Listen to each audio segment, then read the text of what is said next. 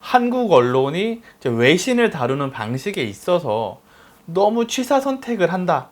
전체가 아니라 일부분만 가져온다. 이런 좀 지적을 받다 보니까 미디어 오늘 여러분은 뉴욕타임즈를 얼마나 자주 읽으시나요?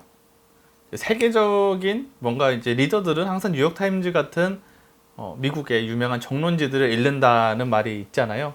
근데 저는 영어를 잘 못해서 뉴욕타임즈를 거의 볼 일은 없는데요. 근데 미디어 오늘에서 일하다 보니까 한국 언론이 외신을 다루는 방식에 있어서 너무 취사 선택을 한다. 전체가 아니라 일부분만 가져온다. 이런 좀 지적을 받다 보니까 신문들이 같은 외신인데 얼마나 다르게 보도를 하는지 유의 깊게 지켜보고 또 이걸 확인하기 위해 외신을 이제 반강제적으로 본의 아니게 읽어지는 경우가 종종 있습니다. 오늘이 그런 경우였습니다.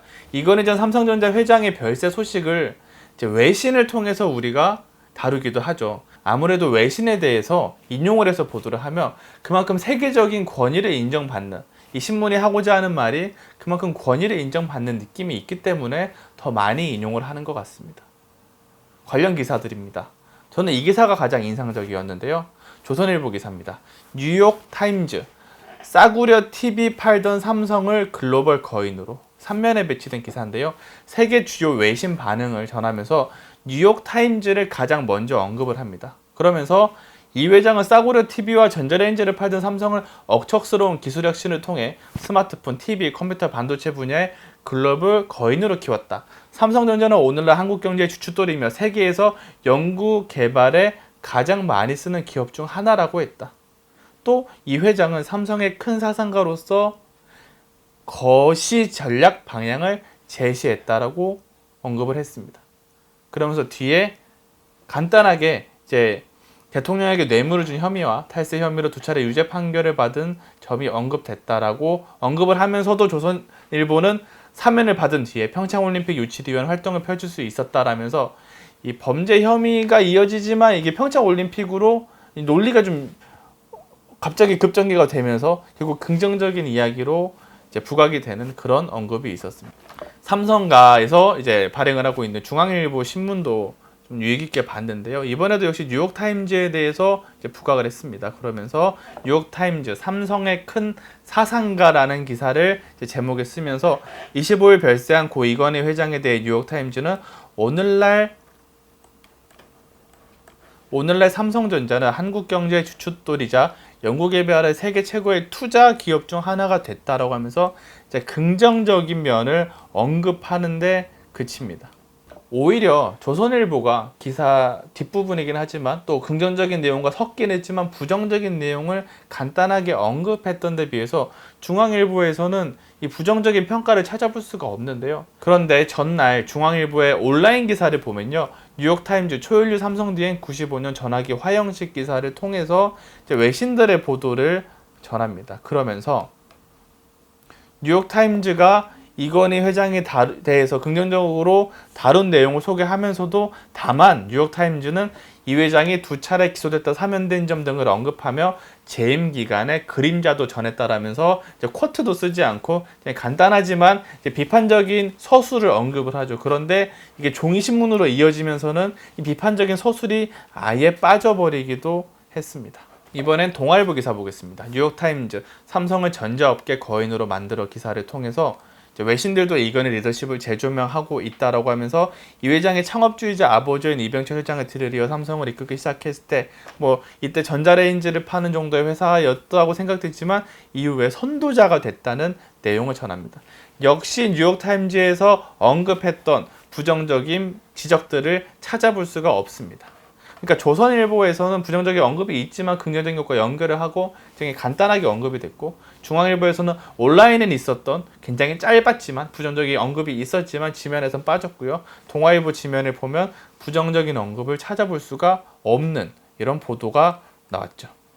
보수 경제지도 한번 살펴봤습니다.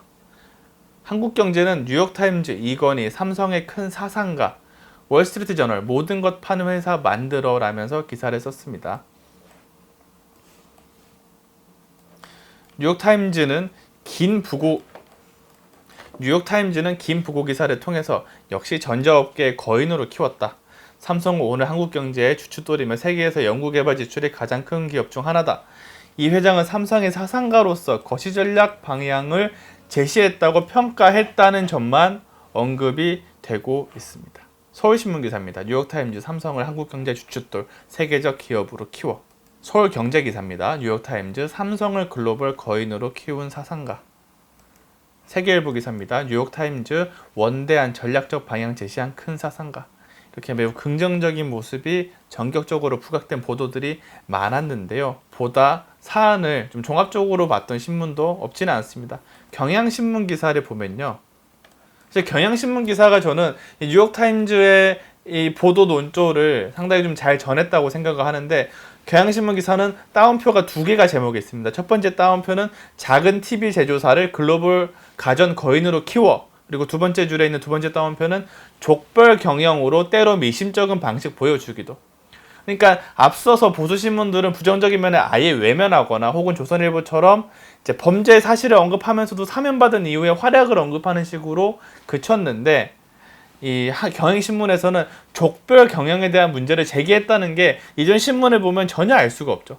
이 경향신문을 봐야만 뉴욕타임즈가 이런 평가도 내렸다는 사실을 알 수 있습니다. 경향신문을 보면 뉴욕타임즈는 그의 재임은 한국에서 재벌로 불리는 가족 소유 거대 기업들이 자신들의 영향력을 유지하는 때로 미심쩍은 방식을 보여주기도 했다라고 했습니다.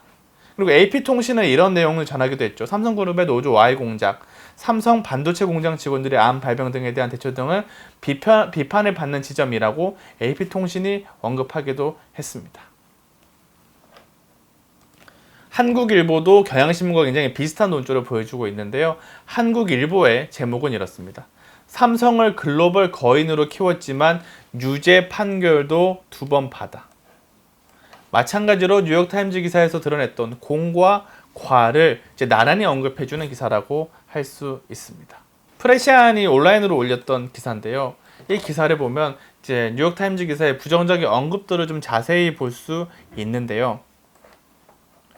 프레시안 같은 경우에는 이 회장은 화이트 칼라 범죄로 2번이나 유죄 판결을 받고 사면됐는데 이는 한국 경제에 있어 병폐를 나타내는 표시였다라고 언급을 하고요. 또 그리고 2번의 범죄와 사면 사실을 언급하면서 한국에서 전형적인 패턴으로 자리를 잡았다. 그러니까 기업인에 대한 사면이 좀 전형적인 패턴이 되는 문제를 지적하기도 했습니다. 그리고 재벌 문제와 삼성을 좀 연결짓기도 하는데요. 뉴욕타임즈는 그와 그의 가족들은 소유권 조정망이라고 쓰는데 이제 순환 출조 구조라고 하죠. 순환 출자 구조라고 하죠. 적은 지분으로도 계열사들을 교차적으로 소유해서 사실상 편법적으로 기업을 지배하는 방식을 말하는데요. 이런 구조를 이용하여 삼성의 우산 아래 다른 회사들에 대한 영향력을 행사했다라고 지적을 하기도 했습니다. 그러면서 이 회장의 통치는 재벌로 알려진 한국의 가족 사업이 그들의 영향력을 보호하기 위해 때로 미심적인 방법들을 보여주었다라고 지적을 하기도 했고요. 일부 한국인들은 이들이 그들의 국가 한국을 볼모로 잡고 있는 거 아니냐는 의심의 눈초리를 보냈다라고 언급합니다. 실제 뉴욕타임즈 기사가 이런 식으로 나와 있습니다. 보시면 이건희 회장의 별세 소식을 전하면서 리드문이라고 할 수 있죠. 기사의 도입 부분에 이런 문제들을 같이 언급하고 있습니다. 기사의 보수신문만 봐서는 이건희 회장에 대한 부정적인 평가가 없거나 혹은 있더라도 말미에 언급된 것처럼 느낄 수 있지만 실제로는 기사에서 가장 핵심이라고 할 수 있는 리드, 첫 문단을 통해서 이런 표현이 있습니다. 이건희 회장이 이제 화이트 칼라 범죄로 2번이나 유죄 판결을 받은 적이 있다. 이건희 회장이 화이트 칼라 범죄로 2번이나 유죄 판결을 받은 적이 있다는 내용을 리드문에 배치함으로써 공뿐 아니라 과에 대해서도 뉴욕타임즈는 나란히 다루려고 했던 거죠. 그럼 뉴욕타임즈의 보도 논조를 가장 뉴욕타임즈의 온도와 비슷하게 전한 신문은 경향신문과 한국일보라고 볼 수 있고요. 보수신문들은 너무 긍정적인 면만 갖다 썼다라고 볼 수 있습니다. 비단 뉴욕타임즈 외신 인용 보도뿐만 아니라 사실 뉴욕타임즈에서 한국 상황을 구체적으로 알아서 일일이 사례까지 끄집어내지는 못했다는 생각이 드는데요. 그런데 한국 언론에서는 정작 이건희 회장의 별세 소식을 다루면서 매우 긍정적인 면들을 보수신문 중심으로 이렇게 극찬을 늘어놓는 경향이 좀 있긴 했습니다. 이건희 회장의 과는 우리가 굳이 외신을 통하지 않더라도 우리가 이미 기억하고 있는 사건들, 실제로 벌어졌던 범죄들로 인해서 냉정하게 바라볼 필요가 있겠죠. 다들 많은 이제 사건들을 기억하시겠지만 저는 반올림에 대한 얘기를 잠깐 하고 싶은데요. 고 황유미 씨, 삼성전자 반도체 공장에서 일하다가 백혈병으로 숨졌던 고 황유미 씨의 아버지인 황상기 씨가 경향신문에 썼던 기고글이 있습니다. 저는 이 기고글을 읽은 지가 지금 6년 정도 됐는데 아직도 좀 기억이 나는데요. 이런 표현이 있습니다. 저는 유미가 백혈병에 걸린 이유를 찾고자 여기저기 방문했지만 가는 곳마다 거절당했습니다. 나를 좀 도와달라고 정당, 언론사, 사회단체, 노동단체를 찾아다녔지만 모두 삼성을 상대로는 싸울 수는 없다고 했습니다. 반올림에서는 이건희 회장의 별세 소식에 삼성의 어두운 역사를 이건희의 죽음과 함께 끝내야 한다라는 입장을 내기도 했고요. 민주노총, 한국노총 등 양대 노총에서는 삼성의 무노조 경영과 노동자 탄압 문제를 지적하기도 했었죠.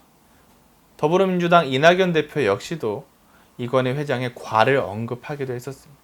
그런데 우리의 신문들은 제가 굳이 일일이 보여주지 않더라도 오늘 다수의 신문에서 정말 많은 기사들이 이건희 회장의 공을 긍정적으로 평가하는 데만 집중돼 있었던 것 같아서 아쉽다는 생각이 듭니다. 공이 아무리 많다 한들 과를 덮을 수는 없을 거고요.